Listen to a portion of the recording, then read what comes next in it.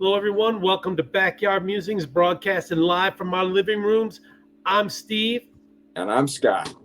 Thank you for joining us. Scott is still on assignment for a couple more days. He's digging up dirt in Utah, and he's going to report. When he comes back, he's going to report his findings, I hope. Okay. So, the writers of our show have given us an explosive segment today, and this is crazy. A new court filing unsealed Tuesday, May 14th, thank you, Judge Cannon, provides new information on how the raid at Mar-a-Lago would be executed, including deadly force. This is nuts. This is nuts. It's not believable. If it wasn't true, nobody would believe it. Like a movie script. Like a movie script. An operations order of the 9 a.m. raid contained a policy statement regarding the use of deadly force, which said in part, quote, law enforcement officers of the DOJ may use deadly force when necessary, end quote. Deadly force when necessary? Are you kidding me? Yeah. Well, like I think you mentioned the other day, would it be a shootout between the Secret Service and the FBI? I mean, they're protection, right? Yeah, so all those Secret Service agents would have to die first before Trump would, you know? Agents at the scene of the raid were instructed to wear unmarked polo shirts or collared shirts and also planned to bring standard issue weapons, ammo, handcuffs, and medium and large size bolt cutters, end quote. There was a contingency plan that required a paramedic be on scene in case someone was injured. The name of the local trauma center and complete address with a phone number for that trauma center. Contingencies also said that agents, quote, will be prepared to engage with Trump and U.S. Secret Service should he have arrived at Mar-a-Lago. This is outrageous for anyone, let alone a former president of the United States, be handled like this. Armed, use of deadly force. Ridiculous. Could you imagine the discussion that we'd be having if this was against Barack Obama or Bill Clinton?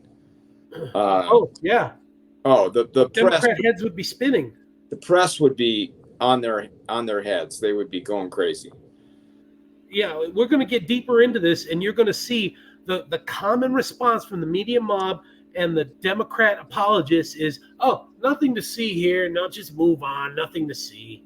Yeah, we're going to see. We're going to report it. Yeah, SOP here.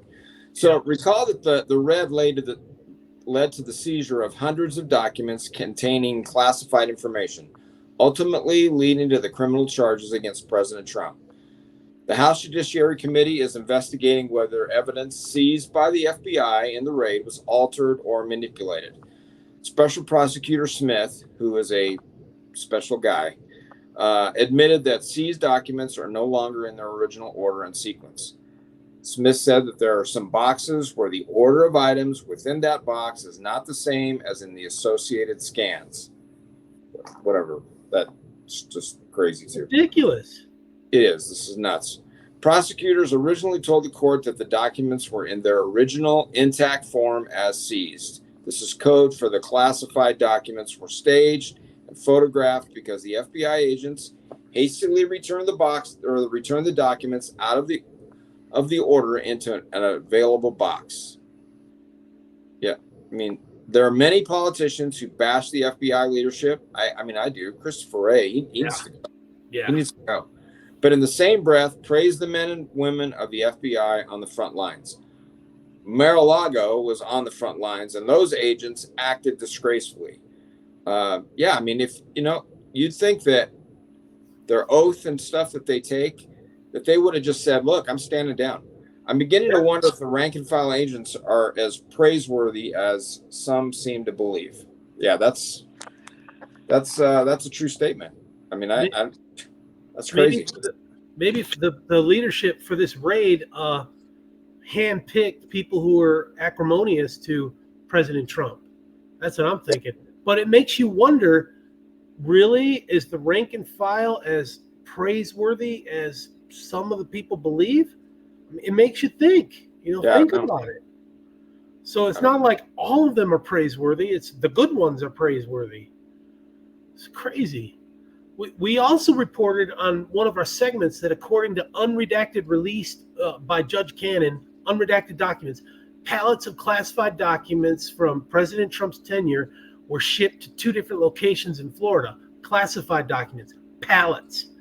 The executive branch had control of these pallets and boxes of classified documents from noon, January 21st, 2024, until September 2024. They could have put anything in there. They could have taken anything out. Yeah, they had control. Yeah. So, okay. So on March 30th, 2022, Garland gave his approval to allow investigation into President Trump's alleged mishandling of classified documents. What about their mishandling?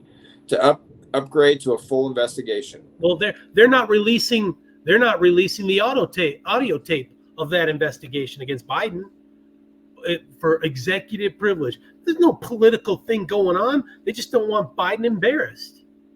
Yeah, well, he does enough of that on his own, actually. So according to the New York Post reporting, a now public May 10 letter to Team Trump from acting National Archivist Deborah Steidel Wall notes that the President's Council had told President Biden defers to my determination on respecting Trump's claims of executive privilege and retaining various documents, and that she had decided not to honor those claims.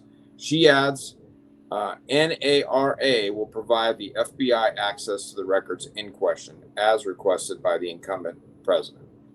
Who does she think she is making decisions about executive privilege? A sub-staffer minion at National Archives.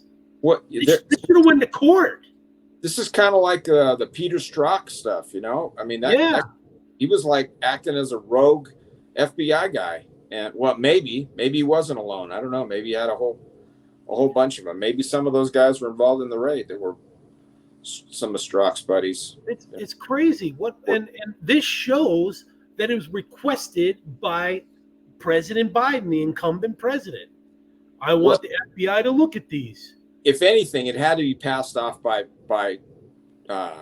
Christopher Wray, right? And Merrick Garland had to know. They had to be in on this. Yeah. They had to know. Yeah. It's weird stuff. The evidence seems like all of these events that occurred from the executive branch were carefully planned and put into place. The unattended pallets of boxes where anything could be placed into them during an 8-month holding period. Biden requesting FBI be given access to the records in question. DOJ falling over themselves to turn it into an investigation. And 4, the FBI carefully planning the raid to get 33 boxes of documents. Not 2 pallets, 33. Was this all carefully crafted to provide an assassination authorization? Think about it. If things would have went down, here's your authority to assassinate Trump. And all the pundits, nothing to see. Oh, it's blown out. Oh, it's blown out. Did the White House hope that this would turn into a Waco 2.2? Is that the best case scenario? Deadly force is deadly force, you know? I mean, you get some whacked out, trigger-happy FBI agent, man down, trigger-happy FBI agent, and it's all over. That's just crazy. Imagine if Trump were there and he said, you're not coming in, and now the Secret Service has to protect, and then there's a standoff, and then, CS riot gas thrown, and anything could catch on fire. This was, viewers, tell me I'm wrong.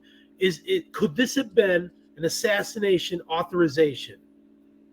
Yeah. It could have. And again, were there any Secret Service agents there? Did they just open up the door and let them in? I think there were Secret Service agents there. Then they had to do that. They just had to open up the door and let them in. Why didn't they? No. I don't know. This whole thing is it's pretty scary, wacko stuff. It is. It's Banana Republic, third world, using your legal system to go after your competitor.